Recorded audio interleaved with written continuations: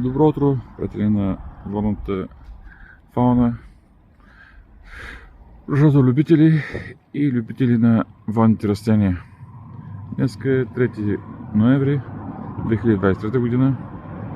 След първия дъжд, толкова очакван дъжд, времето сутринта вече около 11 часа е приятно, слънчево и ви показвам един цвят, който цяла година ни радва и в момента в този ноемврийски ден също продължава да ни радва и то много. Това е колорадо. Колорадо е силно цъфтяща водна лилия, която през цялата година ни радва със своята красота, със своя нюанс от розово, преминаващо розово. Може да се каже, че е доцветна, може да се каже, че прелива от розово в по-тъмно розово. В този ден на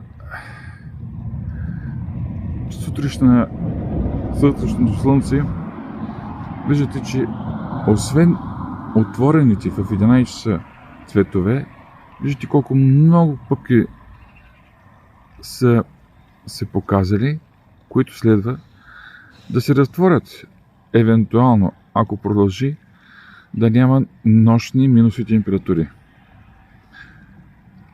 Ето, показвам в по-широк план. Навсякъде има цъфнали, има пъпки, които не радват. И пак ще наклона. Отиваме на пампаската трева след малко. Пампаската трева продължава да ни радва със своята красота. Останали водни лилии, да, имат цветове. Жълтия, двуцветни, червени, жълти, които продължават да цъфтат, но вече не с тази сила, с тези големи цветове. Но има цветове, които цъфтат на водните лилии и ни радват. Водните лилии се приготвят за зимен сън или преди всичко за своята летаргия, за спиване, посрещане на минусови температури.